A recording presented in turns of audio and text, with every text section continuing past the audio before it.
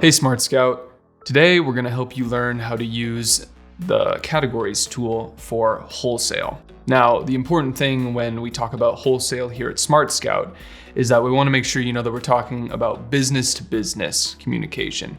These are transactions that you can't just go to a store and purchase this product. It's something where you're going to need to find a distributor, someone who doesn't normally sell to customers, buy from them, and then you sell it online on Amazon. That's what we're talking about here at Smart Scout. And what we do here is we help you figure out exactly what the market looks like for a particular product and what it would look like if you were to try and break into that market. And for this example, we're going to use the categories tab to get into things. So let's just dive right in. As you can see right here, we've got our categories tool pulled up. And right here we have upwards of 1.5 million different options for brands. And we can narrow that down a lot more by step one, which is picking a category. With wholesale, it's really important that you do your best to find something that you either can afford to have stored in a warehouse for a really long time, or something that you can sell a lot of really quickly. So that means we don't really want to look too hard at things like groceries or food, things that are perishable. So instead, let's go to home and kitchen, because those are things that can last a while, even if you're not able to sell them very long.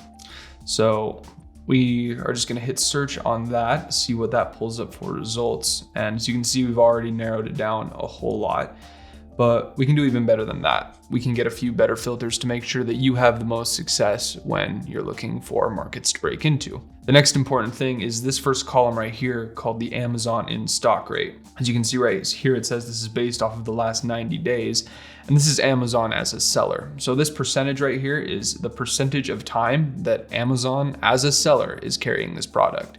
And the first rule of selling on Amazon is that you don't want to compete with Amazon because they will always muscle you out of the market. So what we can do here is we can click on this little icon and we have these minimum and maximum parameters, which are really handy for figuring out exactly what values you want to fall in this category.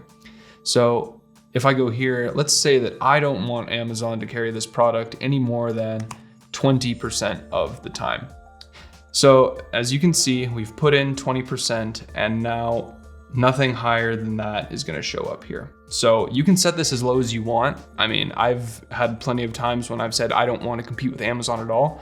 So I'll set it at 0 and then boom, absolutely nothing being sold by Amazon in the last 90 days is going to show up here in these brands. Of course, you don't have to do it that way. If you want to leave it a little bit higher to get a wider range of results, you can. That doesn't mean you're going to have to compete with Amazon on everything that they keep in stock. It's just something useful to keep in mind.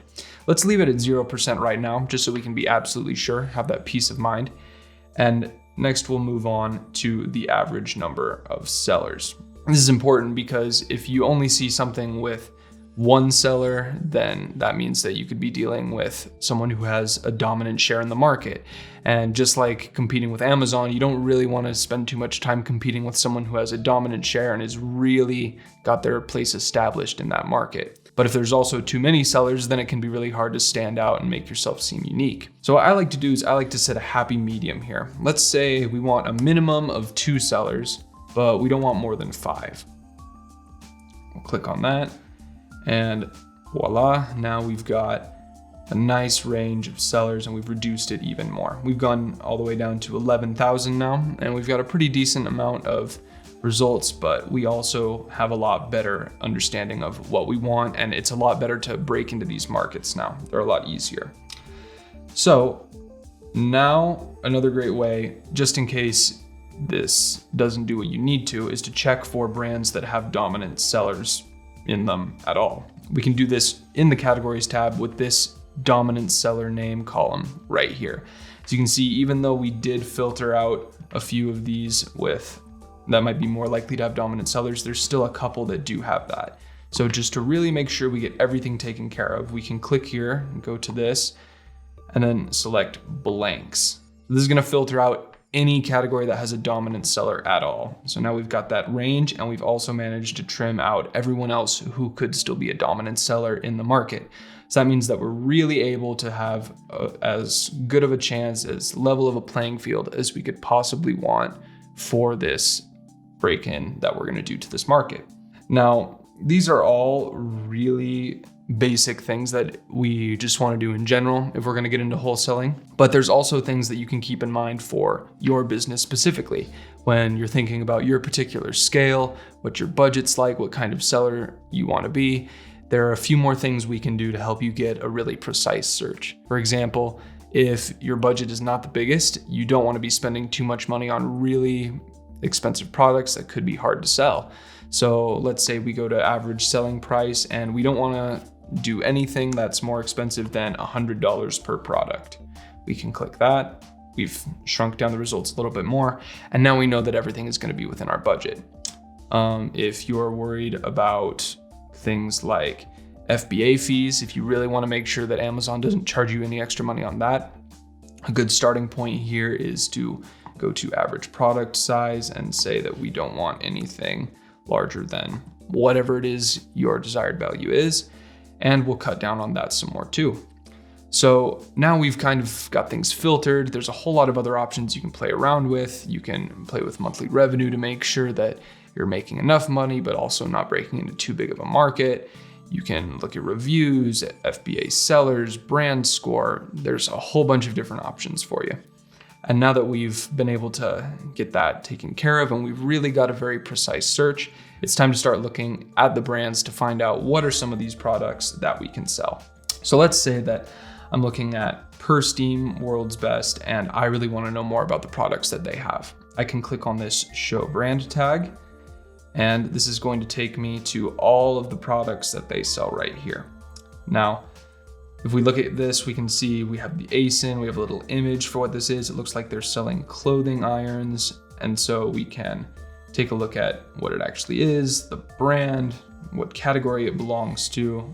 Even though we've already filtered that, it's sometimes nice to just know exactly what you're going for.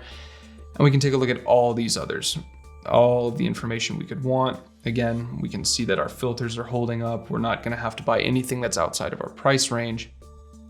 And so now, let's say that I really do want to look at this item and consider buying it to sell it at a wholesale level, but I also want to see how it's been doing over time. I want to make sure it's not just working for me right now, but it's going to work for me in the future. We can click on this graphic right here, and it will pull up for us data over time.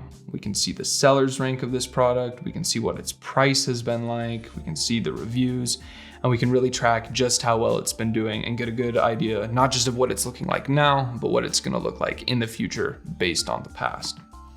So after we've gone all the way over here and found a product that we like to buy, it's time to click over here, look at the sellers.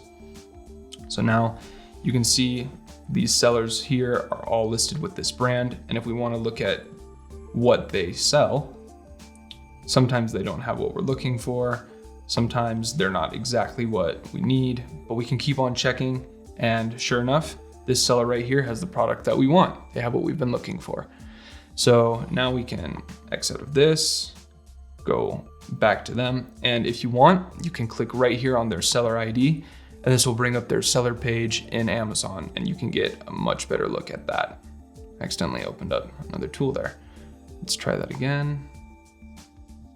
And there you go. Right away, you're here, you can take a look at things.